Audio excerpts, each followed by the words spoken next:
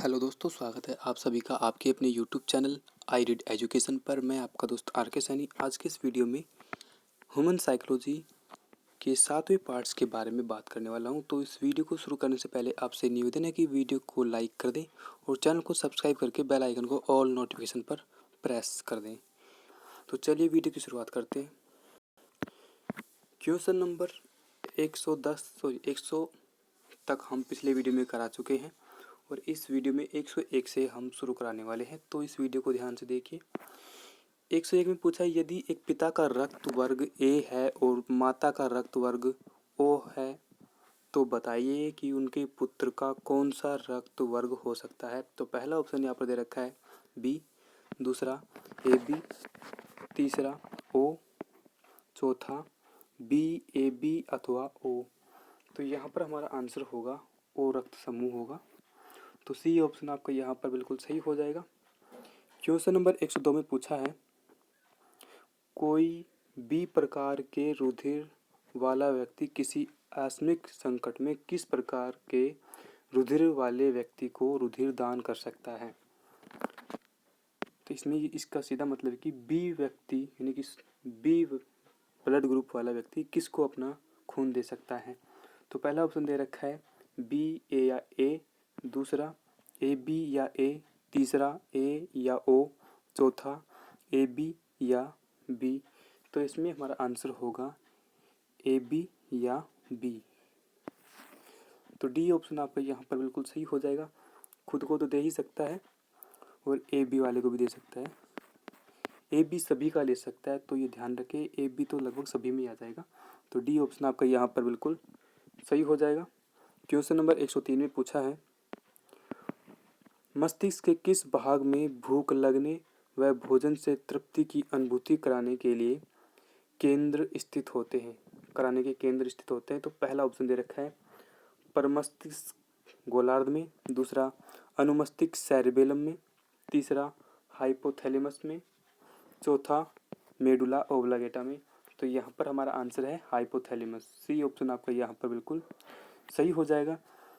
आपको भूख लगती है या भोजन से जब आपका पेट भर जाता है तो इसकी हमें जो अनुभूति कराता है वो होता है हमारे मस्तिष्क का हाइपोथैलेमस। तो इससे हमें मालूम हो जाता है कि हमें भूख लगी है, हमारा पेट भोजन से भर चुका है। तो सी ऑप्शन आपका यहाँ पर बिल्कुल सही हो जाएगा। क्वेश्चन नंबर 104 में पूछा है, मानव मस्तिष्क में बुद्धि का केंद्र है। तो पहला ऑप्शन सेरिबेलम, दूसरा सेरिब्रम, तीसरा मेडुला ओब्लांगेटा, चौथा उपयुक्त में से कोई नहीं। तो यहाँ पर हमारा आंसर होगा सेरिब्रम। तो बी ऑप्शन आपका यहाँ पर बिल्कुल सही हो जाएगा। क्वेश्चन नंबर 105 में पूछा है, सेरिब्रम किससे संबंधित है। तो पहला ऑप्शन यकृत, दूसरा हृदय, तीसरा मस्तिष्क, चौथा नाड़ी।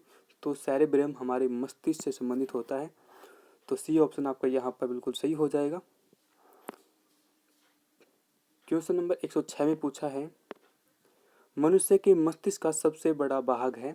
पहला ऑप्शन दे रखा है मस्तिष्कांका, दूसरा अनुमस्तिष्क, तीसरा परमस्तिष्क, चौथा आपका दे रखा है मध्य मस्तिष्क। तो इसमें हमारा आंसर होगा परमस्तिष्क। मनुष्य मस्तिष्क का सबसे बड़ा भाग परमस्तिष्क होता है। तो सी ऑप्शन आपका यहाँ पर बिल्कुल सही हो जाएगा। क्वेश्चन नंबर 107 में पूछा है, मानव शरीर की किन कोशिकाओं में सबसे कम पुनर्योजन शक्ति होती है। तो पहला मस्तिष्क कोशिकाएं, दूसरा पेशी कोशिकाएं, तीसरा अस्थि कोशिकाएं, चौथा यकृत कोशिकाएं। तो इसमें हमारा आंसर होगा मस्तिष्क कोशिकाएं। तो ए ऑप्शन आपका यहाँ पर बिल्कुल सही हो जाएगा। क्वेश्चन नंबर 108 में पूछा है, तंत्रिका तंत्र की लघुतम संरचनात्मक तथा शरीर क्रियात्मक इकाई है। तो पहला ऑप्शन आपका यहाँ पर दे रखा है सेंट्रोन, दूसरा डेंड्रोन, तीसरा एक्सोन, चौथा न्यूरॉन। तो इसमें हमारा आंसर है न्यूरॉन। तंत्रिका तंत्र की सबसे छोटी जो इकाई होती है उसे हम न्यूरॉन कहते हैं। तो डी ऑप्शन आपका यहाँ पर बिल्कुल सही हो जाएगा। क्वेश्चन नंबर 109 में पूछा है, मानव शरीर की सबसे बड़ी कोशिका है। तो पहला ऑप्शन दे रखा है श्वेत रक्त कोशिका, दूसरा लाल रक्त कोशिका, तीसरा तंत्रिका कोशिका, चौथा इनमें से कोई नहीं। तो यहाँ पर हमारा आंसर है तंत्रिका कोशिका। तो सी ऑप्शन आपका यहाँ पर बिल्कुल सही हो जाएगा। क्वेश्चन नंबर 110 में पूछा है मनुष्य में मेरुदंड से कितनी जोड़ी तंत्रिका निकलती है। तो पहला ऑप्शन आपका दे रखा है 12, दूसरा 13, तीसरा 31, चौथा 33। तो इसमें हमारा आंसर हो जाएगा 31। तो सी ऑप्शन आपका यहाँ पर बिल्कुल सही हो जाएगा। इसमें 111 में पूछा है प्रतिवर्ती क्रिया को नियंत्रण केंद्र कहाँ पर है। तो पहला परमस्तिष्क में, दूसरा अनुमस्तिष्क में, तीसरा कैसिरुक रज्जु में, चौथा तंत्रिका कोशिका में। तो इसमें हमारा आंसर है कैसिरुक रज्जु में। तो सी ऑप्शन आपका यहाँ पर बिल्कुल सही हो जाएगा। क्वेश्चन नंबर 112 में पूछा है श्वसन की क्रिया संपन्न होती है। तो पहला ऑप्शन दे रखा है माइटोकॉन्ड्रिया में, दूसरा हरितलवकों में, तीसरा राइबोसोम में, चौथा लाइसोसोम में। तो इसमें हमारा आंसर है माइटोकॉन्ड्रिया में। यह हमारी कोशिका का शक्ति गृह होता है या पावर हाउस जिसे हम इंग्लिश में कहते हैं। वीडियो को पूरा देखने से पहले आपसे निवेदन है कि चैनल को सब्सक्राइब कर ले, बेल आइकन को प्रेस करके वीडियो को लाइक जरूर कर दें। क्वेश्चन नंबर 113 में पूछा है मनुष्य में श्वासोच्छ्वास में बाहर निकली वायु में ऑक्सीजन की मात्रा कितनी होती है। तो पहला ऑप्शन आपका दे रखा है 14%, दूसरा 16%, तीसरा 20%, चौथा 25%। तो यहाँ पर हमारा आंसर है 16। तो बी ऑप्शन आपका यहाँ पर बिल्कुल सही हो जाएगा। सांस लेने पर हम जो इतनी ऑक्सीजन छोड़ते हैं वो हमारे टोटल वायु की, यानी कि हम जितनी सांस छोड़ रहे हैं उसमें से 16% ऑक्सीजन छोड़ते हैं। क्वेश्चन नंबर 114 में पूछा है ग्लूकोज के पूर्ण ऑक्सीकरण के फलस्वरूप कितने अणु एटीपी का निर्माण करते हैं। तो पहला 2, दूसरे में दे रखा है 28, तीसरे में 38 एटीपी और चौथे में 48 एटीपी। तो यहाँ पर हमारा आंसर है 38 एटीपी। तो सी ऑप्शन आपका यहाँ पर बिल्कुल सही हो जाएगा।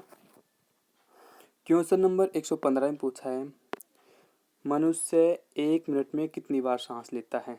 तो पहला ऑप्शन दे रखा है 16 से 18, दूसरा 20 से 25, तीसरा 12 से 41, चौथा 70 से 72। तो इसमें हमारा आंसर है 16 से 18। तो ए ऑप्शन आपका यहाँ पर बिल्कुल सही हो जाएगा। 1 मिनट में मनुष्य 16 से 18 बार सांस लेता है। क्वेश्चन नंबर 16 में पूछा है भोजन का ऊर्जा में परिवर्तन कोशिका के किस भाग में होता है। तो पहला केंद्रक, दूसरा लाइसोसोम, तीसरा राइबोसोम, चौथा माइटोकॉन्ड्रिया। तो इसमें हमारा आंसर है माइटोकॉन्ड्रिया। ऊर्जा का परिवर्तन यहीं पर होता है, भोजन का ऊर्जा में परिवर्तन माइटोकॉन्ड्रिया में होता है, इसलिए इसको शक्ति गृह या पावर हाउस कहते हैं। क्वेश्चन नंबर 117 में पूछा है ऑक्सीजन की उपस्थिति में सुक्रोज का CO2 एवं जल में ऊर्जा निर्मुक्त होने के साथ पूर्ण स्थानांतरण या रूपांतरण होने का क्या कहते हैं। तो पहला ऑप्शन वायु श्वसन, दूसरा अवायवीय श्वसन, तीसरा ग्लाइकोसिस और चौथा जल अपघटन। तो इसमें हमारा आंसर है वायु श्वसन।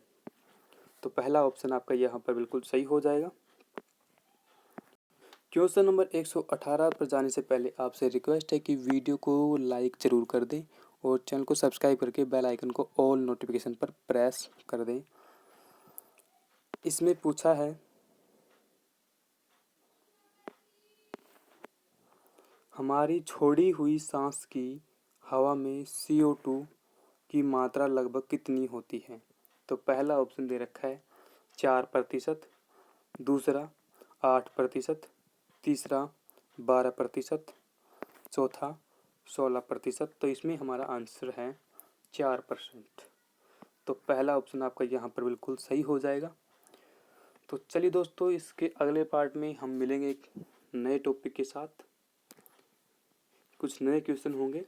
तो आपसे रिक्वेस्ट है कि वीडियो को लाइक ज़रूर कर जाएं और वीडियो को पूरा देखने के लिए आपका तहे दिल से शुक्रिया। तो मिलते हैं इसके अगले पार्ट में, तब तक के लिए जय हिंद, जय भारत।